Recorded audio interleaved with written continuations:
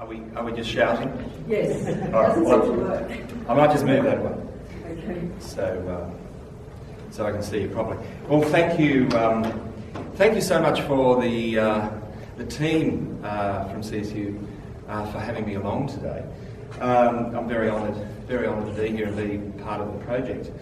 I too would like to start by acknowledging the Wiradjuri Nation and elders with us today, Aboriginal people past and present, people of the Goanna Totem, people of the Three Rivers, on whose land we're meeting.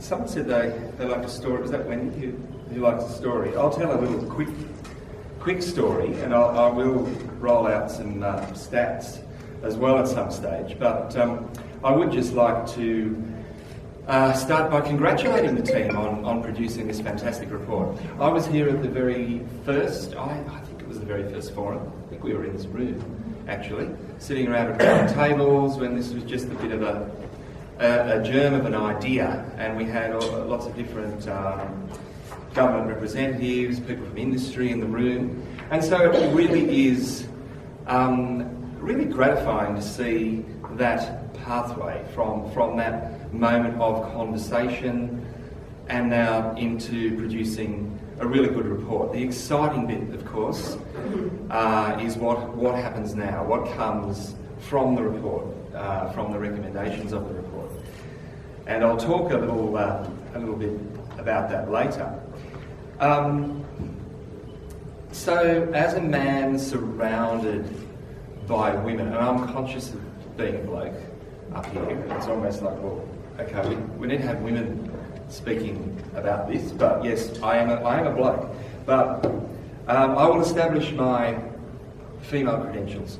I have 3 daughters and a son who has a very well-developed feminine side from spending most of his life in younger years dressed up in tutus and having his fingernails painted by his older sisters.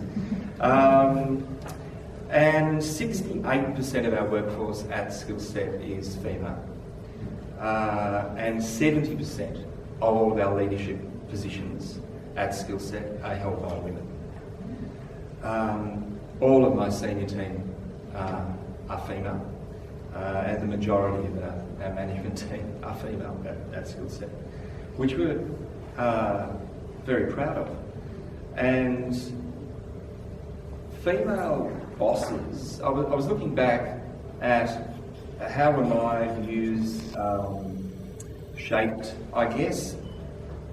Being raised as, a single mum certainly did a lot for me in those early years as a boy, looking at capable, competent women, the major sort of guiding force in my life. And I think those cultural experiences happen early, and they're really, really important. And I was just reflecting on that as I was driving into work today. I will share a very quick story, and this is right on the topic of women in trades.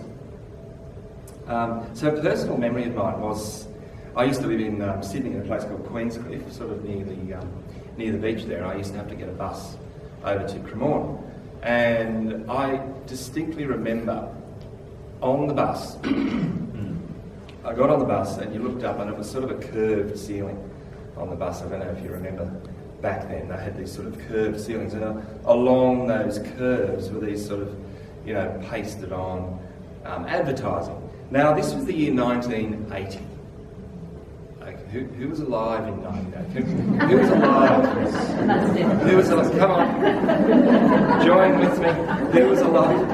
Okay, so I was in year 7 in 1980. You can probably put 2 and 2 together to work out how old I am. So I was in year 7. I got on that bus in year 7, and I distinctly remember seeing a pink advertisement there, and it had a young woman with a hammer with overalls on, and it said, "Girls can do anything."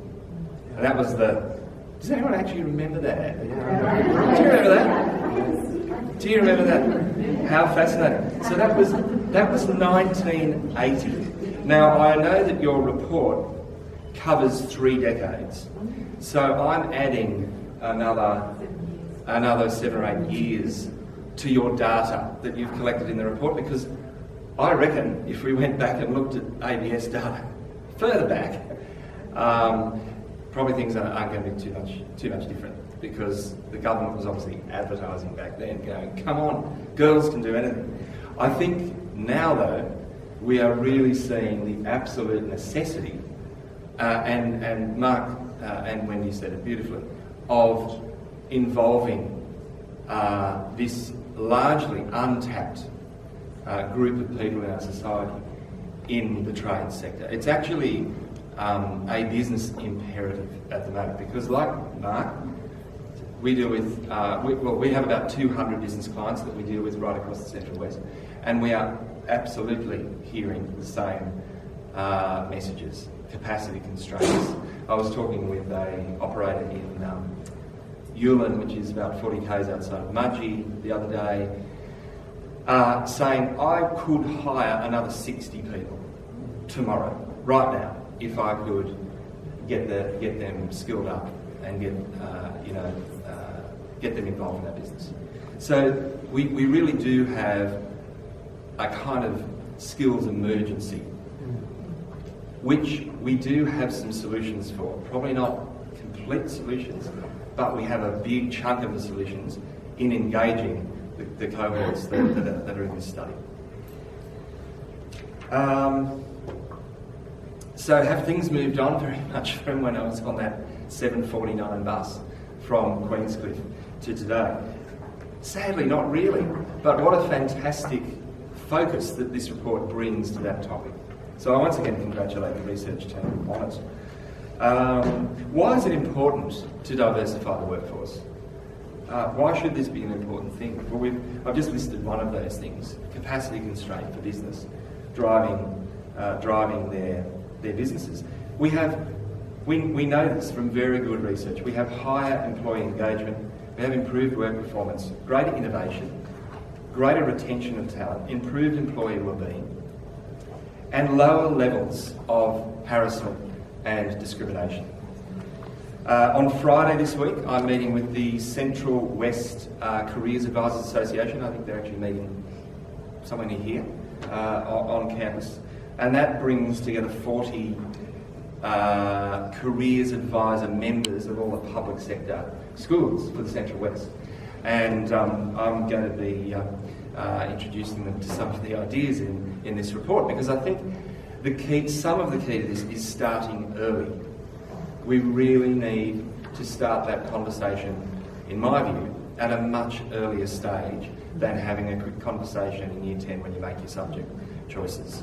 We need to be introducing a vocational pathway for boys and girls much, much younger. Some even say before high school. So I'll be sharing some of your findings with that group on Friday. The other thing that I think is really important is it's absolutely crucial to have prominent, visual champions in the community. A lot, as far as I can read in this report, a lot of the issues here are cultural.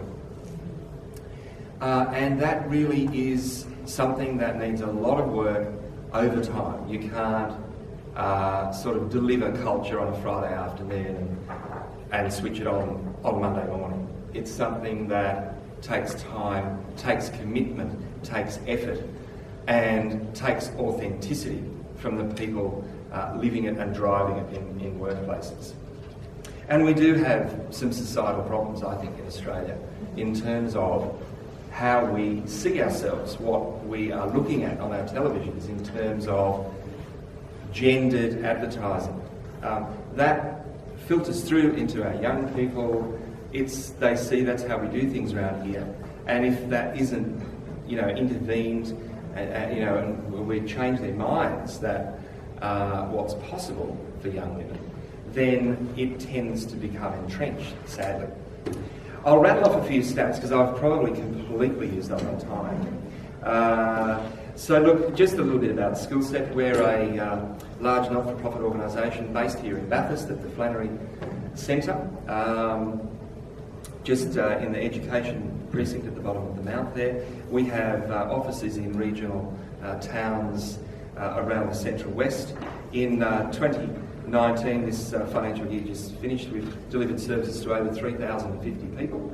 And we are really in the education, skills development and employment space. Really, everything we do at Skillset is about people, helping young people with creating life-changing opportunities for them. Whether that be their first start in their career as an apprenticeship, or they're enrolled in our school, Skillset Senior College, or they're doing a traineeship or a pre-apprenticeship program. It's all about empowering them with the gift of opportunity. In terms of the space of women in trades, I'll share a few stats with you. So 13% of our apprentice trainee cohort is female, which is encouraging but not enough.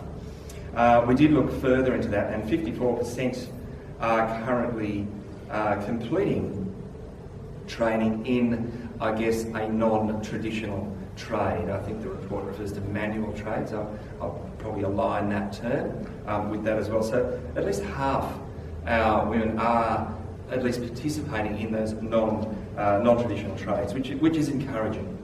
Our mining industry female engagement is nearly 9%, which is exciting. The construction industry not as good, 2.4% in terms of female participation. In terms of our pre-apprenticeship programs, where we've had about 400 people go through in the last couple of years, we're almost up to 18% involvement for young women. So we're kicking some goals in terms of opening up the idea of a trade career, and I guess just building the confidence of young women to think, yeah, I can do that.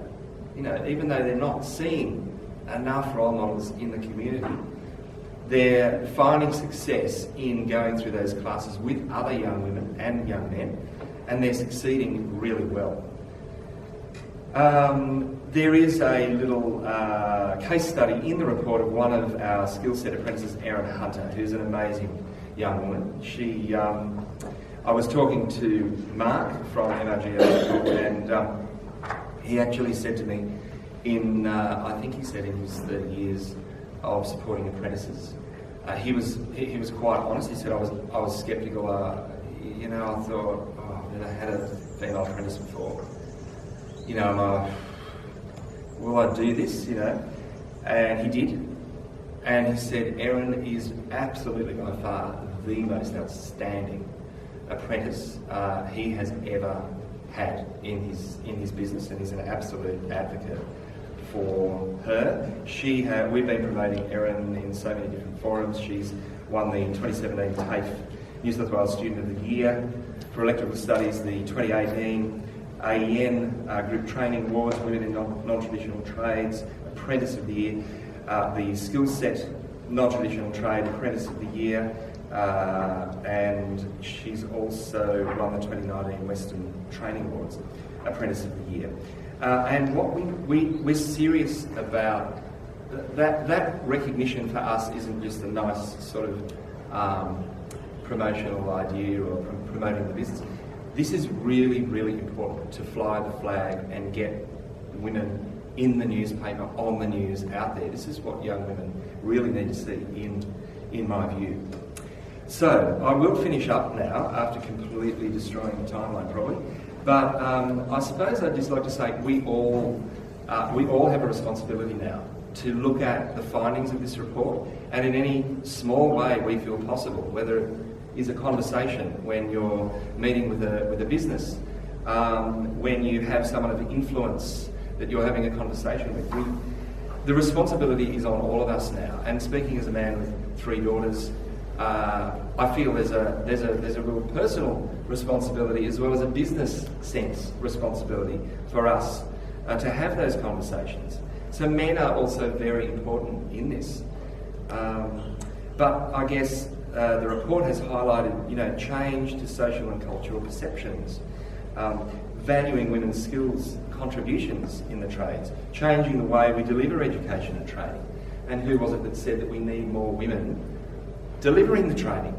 We need more women in non-traditional trades in TAFE and other RTOs delivering the training. What's that phrase in the report? If you can't see it, you can't be it. And that's tapping into that. We need the role models, we need the champions.